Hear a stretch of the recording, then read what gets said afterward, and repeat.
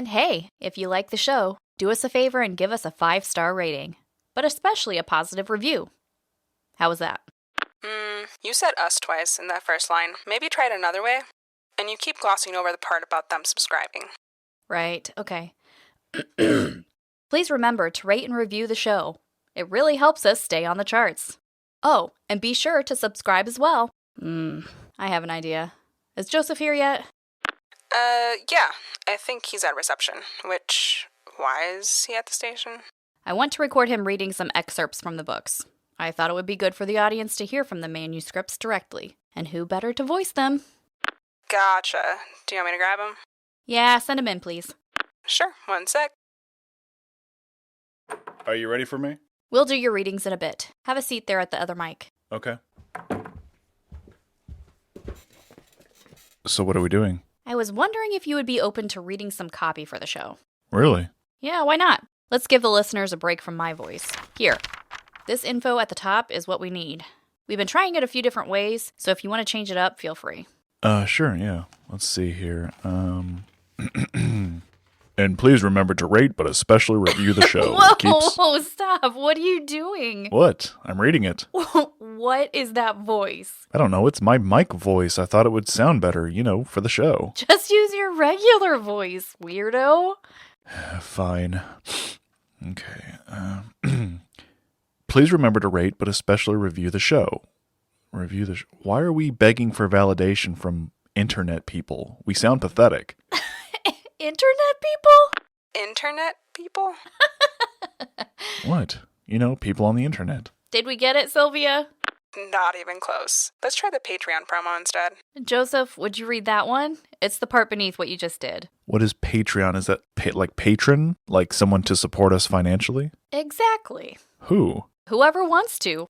Those internet people you mentioned. I set up a Patreon account for the show. There's a link to it on the website. That's endlesselsewhere.com, by the way. And we just ask them to donate money? Pretty much. That's stupid. We don't want their money. We want their attention. To be clear, listeners, we would prefer both. I don't really like asking people for their hard-earned money. Dude, my show is on AM radio and you independently published your books. We could use their support. Besides, this podcast is free for them, but it costs us plenty, so... I thought you were going to get sponsors or something. Yeah, but they're really hard to land, especially for a small show like ours. Besides, have you ever been listening to a podcast and you're really getting into it, and then they cut in with a mattress commercial or one of those meal kit delivery services? So obnoxious. It disrupts the story and takes you completely out of the moment. I hate it. So you haven't even tried to get a sponsor? Nope. And it will keep our episodes interruption-free. Nice and clean, Makes sense. But what if a sponsor reaches out to you? You'll turn them down? Oh, heck no. We need that money. If somebody wants to sponsor us, you'll hear me on here like, I had the best sleep of my life on that new whatever mattress. Then I woke up to have the best breakfast of my life with that whatever meal kit service, blah, blah, blibbity, blah. All right, kids. I think we're done for the day. This is the Endless Elsewhere podcast. Chapter 3, The Emerald Thread. I returned to the bank the following day. As I entered, I saw something out of place, yet familiar. That freestanding, reversible chalkboard I had spotted in episode 1. Joseph had brought it up from the vault, and it now stood facing the 2 armchairs where I'd first interviewed him. You still want to dig into the details, right? Of course, what do you got? Joseph went to it and flipped the chalkboard around. Up until this moment, I had only seen one side of it. But now I saw the back. And you probably have too if you've ever seen one of those conspiracy walls, with photos and notes and red yarn connecting it all. Well, this was Joseph's version of that, except that instead of using red yarn, he used a vibrant green. Wow, what am I looking at? It is impossible to definitively prove the existence of Edwin Lydell Pendergast. That became clear to me long ago. The Cabal has covered their tracks far too well. So, once I realized this, I turned my attention to other people with mentions in the books. Oh, interesting. I began with whatever records I could get my hands on, census data, property deeds, that kind of thing. But I didn't get very far. Most of those are official accounts kept by government agencies. And the Cabal basically is the government, so those would have been the first places they scrubbed clean of all things Pendergast. Absolutely. And it doesn't help that the Cabal has time on their side. The most recent of the 3 books was written... more than 75 years ago. and it's been 120 since the first one was penned, so yeah, that also precludes any chance of my finding eyewitness testimony. Right, they'd all be long gone by now, so where did you go from there? Of all the many people who are recorded in the 3 manuscripts, and even of those for whom I could find mentions in other places, there's one name that appears most frequently in, let's call them, non-canonical sources. I looked from Joseph to the chalkboard again. I tried to trace the strand from start to finish, but it was impossible. The yarn at first meandered from data point to data point, but then it started zigzagging wildly about and even looped backward, tying itself into a maddening green knot. Caught in the thickest corner of the tangled web was a black and white photo of a little man with glasses. Taped beneath the old snapshot was a torn sheet of notebook paper with a name scrawled on it. Frederick Hardesty, who built the wormhole tracker thing? The Nazi scientist guy. Pendergast's rival, the Salieri to his Mozart if you want to use a common misnomer. Hardesty is mentioned in some of your older work, right? Those stories you collected and published before the books? Like the Benton brothers, he was on my radar long before I came into possession of the manuscripts, yes. Then, when I found out that he had a mention in the third one, well, I knew I was going to have to corroborate the Pendergast story through the life of his competitor. Ugh, feels rather unfortunate that you have to use a Nazi scumbag to help validate the life of the greatest scientific mind to ever exist. Wait, wasn't Hardesty in that last story you published before the books? The one I used to find the bank, where he's... Yes. And that's supposed to be real? The part where he's... Yes. So how is it... Let's assume your listeners are not familiar with my work. That was the established conceit of this podcast, was it not? Right, you're right. For the sake of our listeners, please start from the beginning. The earliest allusion I have to Hardesty, and it's not by name, mind you, is in a story from the close of World War II. This is when he was captured by the Allies while trying to flee the German interior as it fell. Once he was brought here, the man changed his name and began his work for the U.S., or the Cabal, really, as we discussed previously. Now, when he appears in the third manuscript, which takes place shortly after the end of the war, he is in the Bunker of Babel. The secret underground facility in the southwest, maybe the infamous Area 51, where Dr. Zhao was working in the present day and whose experience there with one of Hardesty's old devices kicked off this entire investigation. Sorry, just want to keep the listeners in lockstep with us. No worries. Please, jump in as much as you need to. So, what all did Hardesty do for the Cabal? Aside from building the machine that tracks the use of the orb and the wormholes it creates. Plenty. Remember how I told you that as part of Pendergast's punishment for his betrayal, the Cabal suppressed his scientific discoveries or assigned them to others?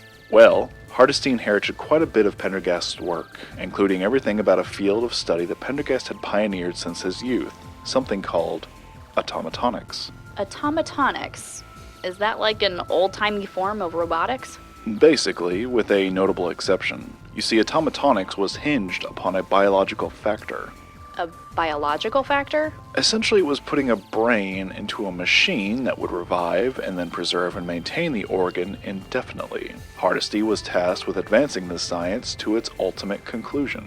To bring a dead brain back to life? Well, yes, but not exactly. Pendergast had accomplished that much already, but what he had never been able to achieve was to move a brain from its original body to its new vessel with the consciousness still intact. The mind was always wiped clean at death, with the departing of the soul, in my opinion. However, Pendergast could still revive and make use of the now blank slate brain. It was a tabula rasa, but he could get it to function as the organ is meant to. However, the person to whom it once belonged was no longer present. It is my belief that if Pendergast had not given up the work in favor of other things, he would have cracked it. But, as it was, Hardesty is the one who eventually perfected this science. Brains into bots. That does sound more like the bread and butter of a Nazi scientist. It took him years, but Hardesty eventually realized that if you waited until after death to remove the brain, the psyche, the personality, would not be present after the transfer. However, if you conducted the operation with a still living person, if the flow of life was never broken from the brain while transplanting it from the organic body to the mechanical one, then the consciousness could remain intact. Automatonics was never going to bring the dead back to life, but it could keep the living from ever dying. There was no way to prove his breakthrough, of course. That is, until Hardesty conducted an experiment. And this he did on himself. What? When did he do this? Toward the end of his life. But before we get to that point, we need to briefly touch on some other events that occurred before then. It's important that you understand why he was to do what he did. You see, Hardesty remained at work for the Cabal until he was an old man, but even he eventually grew tired of being slave to them. He started to go a little rogue. He began secret projects that were for himself alone, things he kept from the Cabal, which was a big no-no as you can imagine. Oh, this is getting good. So what did he make? The first of his secret projects was a device he nicknamed the Music Box, which generated a particle field meant to stimulate brain cells and cause an artificial acceleration of the intellect. This guy has got a serious crush on brains. This was how he planned to close the gap between his genius and that of Pendergast's. Even with the Cabal erasing him from history, Hardesty could never forget the man. It was an eternal grudge that he carried, knowing that he'd always be second to another. He couldn't bear it. So he built a machine that would make him smarter? He was going to be better than Pendergast even if it meant cheating? Yeah, but the device didn't work. At least, not in the way he intended it to. The field it generated, it stimulated brains, just not living ones. Not living. So... It only had an effect on dead brains, causing them to reanimate. And since we know that the consciousness, or the soul, of an individual departs in death, a revived corpse brain is, well, definitively inhuman. You're talking about zombies. His machine made zombies. Pretty wild, huh? But I'm actually more interested in his follow-up project. The Lantern, he called it. Like the Music Box, this device generated a particle field, but this one functioned exactly as intended. What did this one do? It weakened the veil between our dimension and the next. So you could, see into the... It made the spirit realm visible, yes, but there were unforeseen consequences to prolonged use of the device. Interaction with another dimension is not something the human mind can handle, at least not through the artificial method Hardesty had devised. He went a bit mad, was even confined to an asylum for a time, but it was while there that he had an epiphany, his breakthrough in automatonics. And Hardesty went on to perfect the science once he was released from the asylum, ultimately deciding that the first test subject should be none other than himself. Why him, though? I'm getting to that. Now, after he got out of the asylum, he went to Argentina, where he reconnected with former colleagues of his.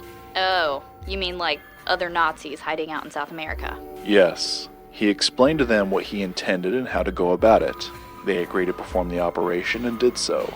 Afterward, Hardesty and an Argentine nurse whom he had befriended returned to the U.S. with his now brainless corpse. She was to become his helper as Hardesty was in a rather vulnerable state. Vulnerable how? Hardesty had not been able to fabricate a new body for himself as initially planned. He didn't have the resources, but more importantly the time, as he was getting on in age. The best he was able to create was a small mobile unit that did little more than house his brain. He couldn't move on his own, he couldn't even see. And so he required someone to lug this little brain box around. That was the nurse's job? Among other things, yes. Wait, so was Hardesty's age the reason he was willing to be the guinea pig? He didn't have much to lose if it didn't work, and everything to gain if it did? In part. There's a bit more to it, however. Doing what he did, Hardesty had made quite the gamble, but he'd won. By transplanting his brain, Hardesty had escaped two enemies, death and the Cabal. As I said, when he returned to the States, he brought his corpse back with him. This he did to fake his death.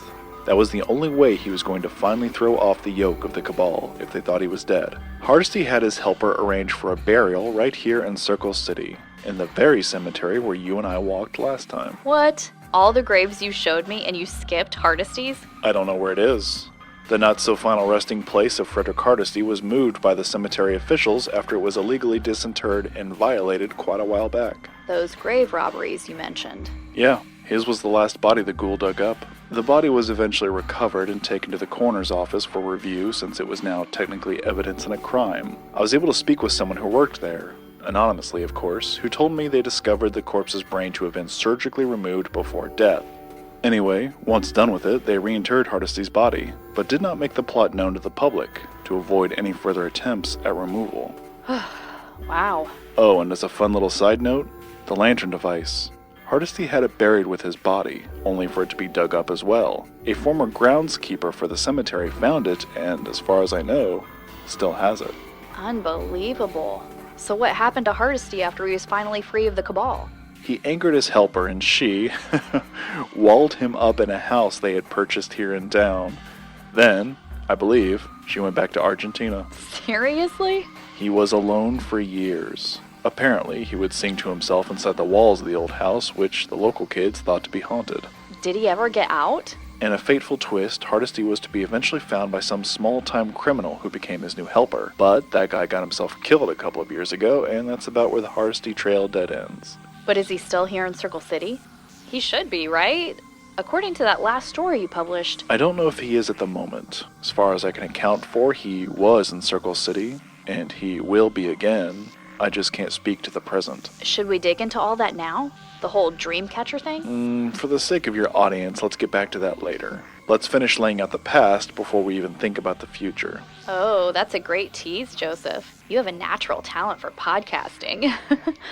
Well, I can say with some certainty that at least half of those listening are screaming at their phones for us to talk more about this, but I agree with you. This story is massive and unwieldy. We need to do this in steps. I don't want this podcast to end up like your conspiracy board there. Agreed. What I will say is this. If the listener just can't wait for us to get to all this stuff, Joseph's work is linked to our website, endlesselsewhere.com, so you can check it out there if you're so inclined.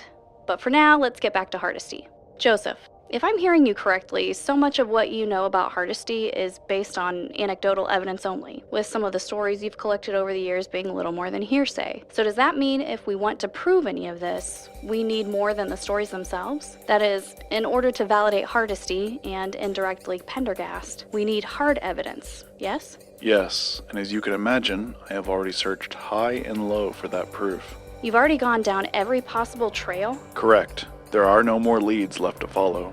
None at all? Well, I mean, there's bits and pieces, but like that sarcophagus buried at the cemetery, they're all just beyond my reach. Like what? Something about Hardesty? I know of at least one piece of hard evidence. It's not a lot, but it would be proof that Hardesty was actually in that asylum I mentioned, that he was a patient there. This is a legit medical record. An official document like that would be impossible to refute. But ultimately, it would be evidence for Hardesty and not Pendergast, so it would only provide so much of that corroboration that we're after. Still, it could be a thread worth pulling. Where is this document? When Hardesty was removed from the asylum by the Cabal, his handlers redacted all of his files. Mostly. His name was left on at least one piece of paperwork. I assume this was simply an oversight on their part. And you've seen it? Not me, someone else. And now the file is beyond anyone's reach. So how do you know about it? Erin Weliever. Oh, of the true Welievers. You were watching their show when we first met. I've been watching since the beginning, the very beginning. What does that mean? Before the Weliever siblings had their own hit cable reality show, they were just some local kids who fancied themselves paranormal investigators. They would make videos of themselves tromping about supposedly haunted places and then put these videos online. They even checked out the Hardesty house once, but he was gone by then, so they didn't find anything. Anyway, in one of their earliest investigations, the Welievers made a road trip down to Kentucky and broke into the Asylum for Ascendant Alleviation, which, until it was closed back in the 1980s, was the largest facility of its kind in the Midwest. And they went ghost hunting there? Indeed. At one point, they got into the records room and rifled through the old files. They found a couple that would eventually be of interest to me, 2 names with mentions from the books, actually. But the more substantial of the pair was Hardesty. They did not film this file, unfortunately, so there is no footage of it. Erin merely read from it. Shortly later, the Welievers were caught by the local sheriff and kicked out. The place has since been sealed up tight to keep other ghost hunters from trying to get in, hence the file being beyond my reach. Huh, wow. So if you could speak with Erin, you could confirm that she, in fact, saw his name, and that would be the corroboration you need? I mean, it would not be as good as having the file itself, but her confirmation of its existence would be something, I suppose. It would be eyewitness testimony.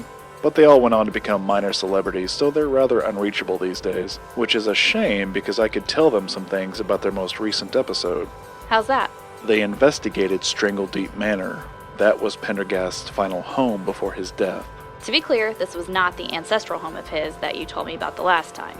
The one that once stood outside of town? Right. Strangle Deep Manor was another of his many properties. This one was out west. Gotcha. Also, there's the name of the place. Yeah, it's pretty weird. It's an anagram. Rearrange the letters in Strangle Deep and you get E.L. Pendergast. That's adorable.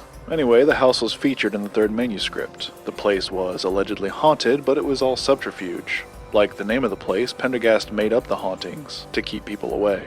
It certainly didn't keep the Welievers away. So what if I was able to put you in touch with Erin Weliever? Even if you could, she wouldn't talk to me. Why not? Before they hit the big time, the youngest Weliever, Danny, came to me with a story, but it did not end well between us. With how he and I left things, I doubt any of them would speak with me. They might talk to me, though. Of course, your superpower. So, do you have an in with the Welievers? I have Erin's phone number. You do? I was the MC at that Halloween festival they hold on the east side every year. Oh yes, I'm familiar. The Welievers were in town for it. The whole thing kind of turned into like their homecoming event since they'd gotten so big. They were the grand marshals of the parade and everything. I interviewed them for Circle City Supernatural. Erin and I hit it off. We swapped numbers to stay in touch. I can give her a ring if you'd like. I would like that very much, yes. Joseph and I were familiar with the Welievers, as you just heard, but those listening may not be. Daniel, Kurt, and Erin Weliever are 3 siblings who have their own cable show called The True Welievers, what is an obvious play on the old term True Believer. The trio are natives to Circle City and did most of their amateur investigations around town before they hit the big time, as Joseph put it. Their paranormal reality show debuted a few years ago and has only grown in popularity since. Their investigations took place throughout the US for the first couple of seasons, but recently they've started going abroad, something I had not considered in my first couple of attempts to get in touch with Erin. To be fair, I had no idea what time of day or night it was wherever their show had taken them, or if she even had phone service, so I left her a message and waited to hear back. When she finally got the chance, Erin called me a couple of days later. She was warm, inviting, easy to talk to, which is why we had become fast friends. We chit-chatted for a while, catching up on life. She told me all about the show and the exotic places it took her and her brothers. Admittedly, I was a little jealous.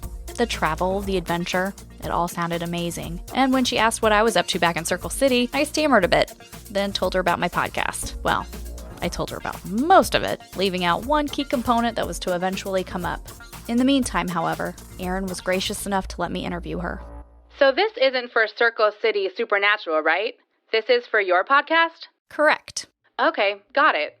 All right, well, I'm ready when you are. Very good. Here we go. So, Erin, I wanted to ask you about one of your earliest investigations, the Asylum for Ascendant Alleviation. Ah, yeah, that place. That was a wild one, all right. I'm told that while you were there, you and your brothers got into the records room where you found a particular file. Do you remember it? Oh, yeah, kinda. Do you happen to recall the name on it? It's been so long. Fred something, maybe? That episode is probably still available online somewhere. It is. My research partner has seen it. I was just curious if you could remember the name. It wasn't Hardesty, was it? Frederick Hardesty? It was, yes. Well, there you go. I remember that being the only thing I could read in the file. The rest of the information was blacked out. Is this who you are investigating for the podcast? Partly. We're actually looking into someone else, and we thought maybe... You see, there's these books that... Are you familiar with the Circle City Collector? I am all too familiar with him and the scandal. Please, tell me. Don't you already know all this? Yeah, but it's good for the show if we get everything in your own words. Gotcha. Well, I personally don't know what to believe about any of it, but I can tell you that my brother Danny believes the Collector wholeheartedly. He does? But I thought they... Clashed back in the day? Yeah, they did. But even still, Danny knows the Collector to be an honest man.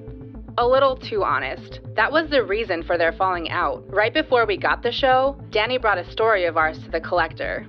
You know, to research and validate. Once upon a time, the Collector actually had a reputation for integrity, if you can believe that. The story, well, it was a doozy. And Danny was afraid that people would think we made it up. That's why he brought it to the Collector. That guy had the credibility the story needed to not only be told, but believed. But then, before it went to print, Danny got the call. The network reached out and offered us the pilot. Danny panicked, thinking that if the story came out, it could still be seen as a hoax and that the bad press would spook the network. He thought it would jeopardize our chances at landing the show. So he asked the Collector to kill the story, which, of course, the Collector did not. Ultimately, it didn't make a difference one way or the other. The story came and went, we got the show, and the rest is history.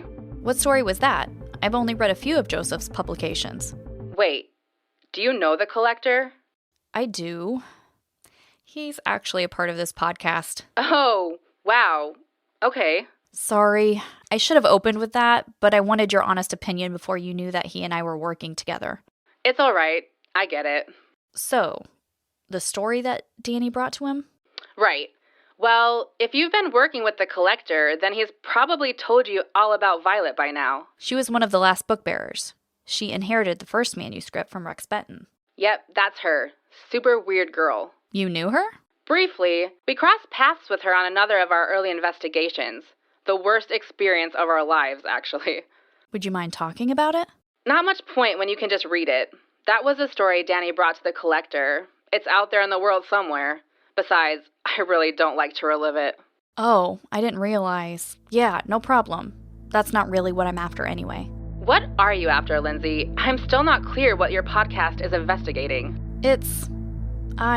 Hang on. You said Danny believes the collector. Does that mean he believes the Pendergast books are true?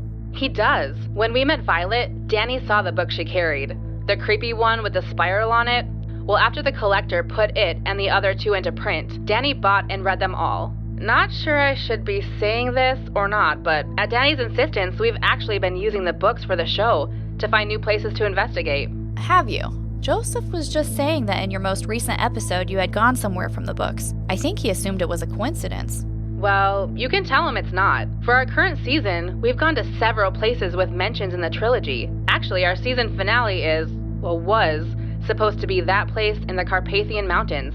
Has he mentioned it yet? The Land of the Phantoms? I took this call to Joseph the next day and played it for him. It got to the place you just heard when he leapt out of his chair and started yelling like a crazy person. I paused the recording to calm him down. Lindsay, call her back. Now. They cannot go there. Slow down.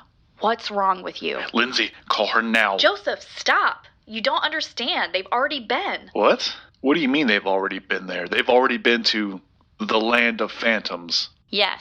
If you'd kept listening, you would have heard Erin explain that the Land of Phantoms was supposed to be their big 2-part season finale. They spent months prepping for the journey. They had a team of guides and porters, a whole camera crew, everything. And? And they didn't find anything. Nothing. Okay, no, this is good. That means they were in the wrong place. Thank God. It sounded like they were in the right place.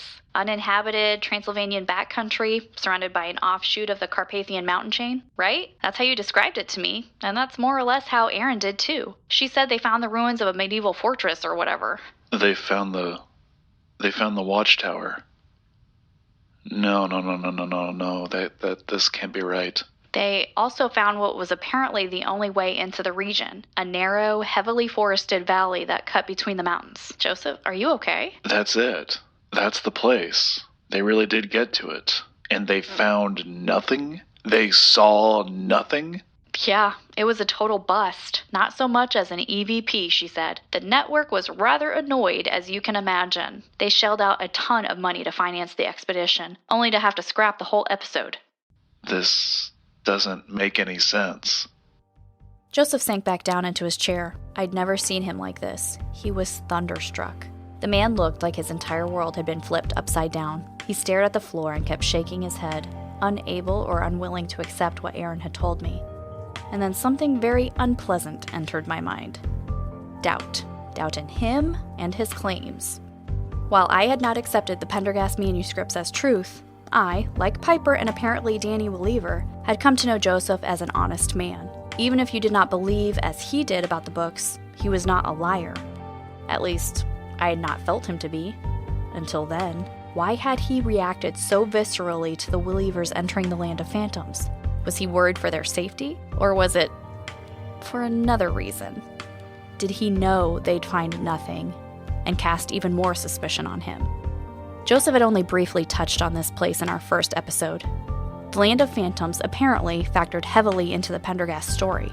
This was where the great scientist had first met the time traveler Clarence Grindle, and it was here that the men had collided yet again, decades later in their final confrontation. Joseph had said the region was teeming with the supernatural, that creatures of monstrous kind had congregated there over the eons. He described it as hell on earth, but that's not what the Welievers found. I had called Erin to get her eyewitness testimony, to confirm a very small piece of evidence corroborating the Pendergast story, but I had come away with a huge piece that seemingly disproved all of it. I was about to voice my concerns to Joseph, feeling that we were now close enough to have that kind of frank discussion, but before I could get a word out, he coldly asked me to leave. I have to say, that served only to reinforce my doubts in him. I left the bank and went right to the station. My show wouldn't start for a few hours yet, but I knew I wouldn't be getting any sleep beforehand.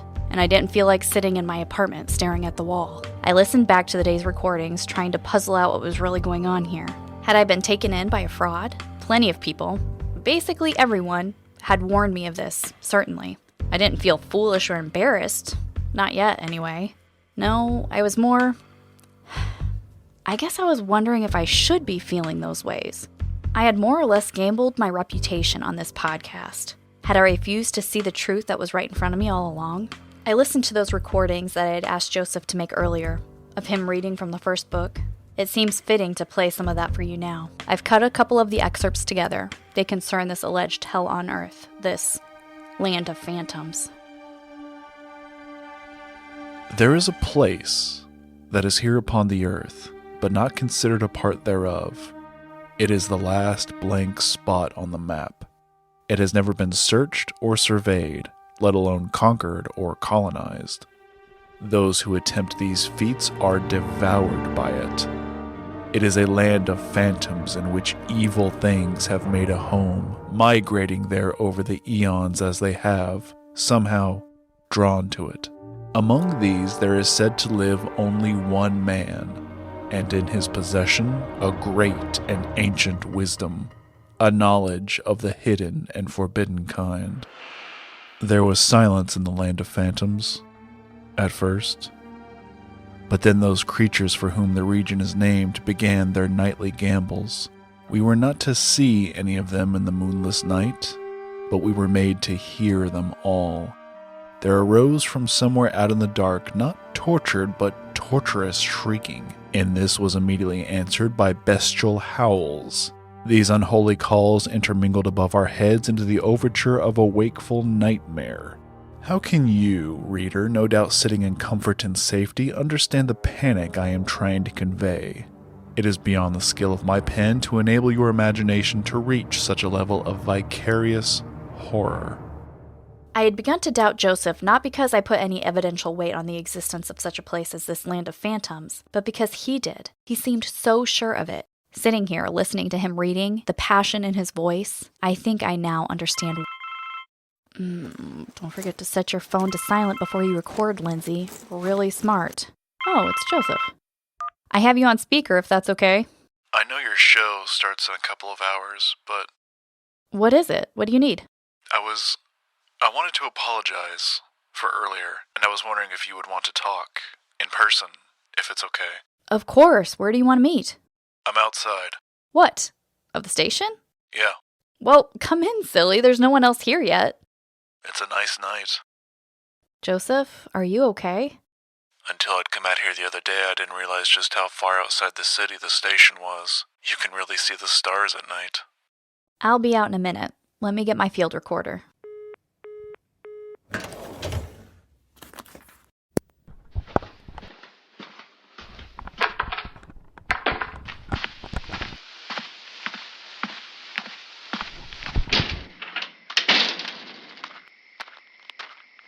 I see Joseph's truck.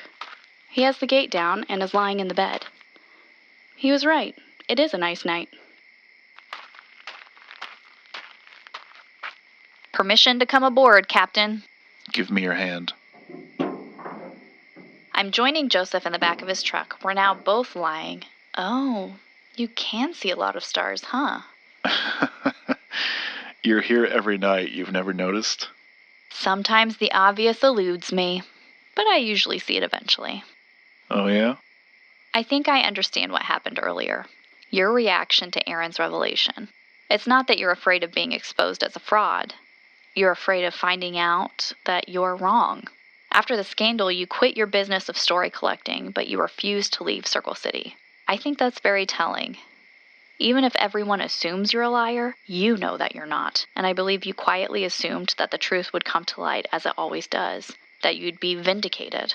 At least, you thought so until earlier today. Everyone should hate to be wrong, so long as it's not for prideful reasons.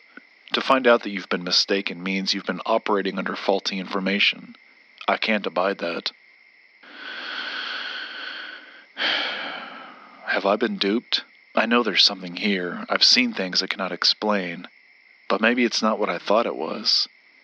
I've been pushing what I believe to be the truth, but what if it's not? Maybe everyone is right about the Circle City Collector, and the last one to find out is me. I've turned my head to look at Joseph. His eyes are glassy. He is a man come apart. Could you not do that, please? Sorry, force of habit. What was that? I don't know. Let's go inside. Where is it coming from? I can't tell. Can we please go inside now? There's 2 of them. For those listening, the only lights on out here are the station's call letters, a neon green glow. Somewhere beyond this light, out in the darkness around the building, and somewhere above it, Joseph and I are hearing... Joseph, what are they? I want to go inside. I don't know if we'd make it into the station. Look, on 3, we're gonna jump down and get into the cab just as quickly as we can, okay? Yeah, let's do it. On 3. 1, 2, 3. Wait. What? Why did you stop? Where are we going to go? Anywhere, as long as it's not here. Come on, let's... Wherever we go, they're just going to follow us. They're not going to stop chasing us. Whatever they are, they'll tire out eventually. We'll just keep driving. They know where you work, Lindsay. This place will not be safe for you again. Unless what? I can't let anything happen to you. Then get me out of here. There's another way. Joseph is opening a large crate he has in the back of his truck, and he's... What is all that? It's best that you stuff that recorder in a pocket. You're going to need both hands for this. Here, take this. Seriously? Don't you have guns? That doesn't need reloaded. For the record, Joseph has just handed me It's either the biggest dagger or the smallest sword that I've ever seen. It's a basilard. And what are those? Joseph is pulling on some kind of huge, armored... knight's gloves? They're called gauntlets. Are you seriously driving around town with all of this Lord of the Rings crap in the back of your truck? Where did you get all of it? Pawn shop. And you're expecting us to what? Down! Something has just flown over us, and what was that? Joseph, what was that? There, on the antenna. We can see it now. It's landed on the station's radiating tower. It's perched on the side of it like a... I don't know what that is. It's like an insect, but it's the size of a... It's huge! Another. What? There, look. The new one is like a beast. Oh, this isn't happening. This can't be happening. It is happening. Stop smiling! We are about to die! What is wrong with you? It's real, Lindsay. It's all real. Here they come. You ready? No, I'm not ready. Stay in the truck. It's not much high ground, but it will help with the beastly one. You take it, I'll take the flying bug thing. Joseph, I can't do this. You'd be surprised what you can do when you absolutely have to. And you absolutely have to.